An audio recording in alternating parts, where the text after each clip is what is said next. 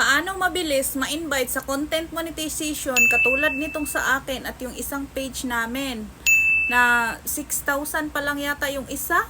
Nung December lang yun, December 500 pa lang yun sa kanya. Tapos umabot ng 6,000 manakaraang buwan, mga February ba yun o March ba yun, siya na-monetize. 6,000 lang yun yata.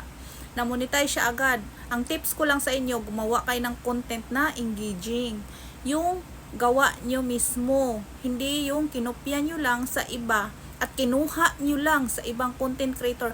Once na nanguha lang kayo sa ibang content creator, hindi nyo gawa, huwag kayo umasa na mamonetize kayo ni Meta.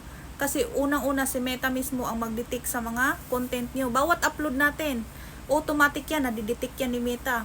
Wala pang minutes yan, automatic yan, nadidetect na yan ni Meta. So mag-ingat tayo, kung gusto naman natin talaga mamonetize, mag-upload tayo ng gawa. Alam ko, gustong maraming ganito, magka-earnings, di ba? Kung gusto mo talaga mag-earnings, gusto mo mag-content creator, gumawa ka ng sarili mong content, gumawa ka ng sarili mong pag-iisip, yun ang i-upload mo. Kaya nga tayo tinatawag na content creator kasi tayo mismo mag-create, hindi para magnakaw tayo ng content sa iba tapos i-upload natin, tapos hindi mo pa nire-repurpose. Automatic talaga. Huwag kang umasa na basta-basta kang mamonetize. Hindi ka basta-basta mamonetize. Kahit paanong gagawin mo, si Meta mahigpit ngayon, 2025. Ibang-iba talaga si Meta ngayon. Grabe paghigpit.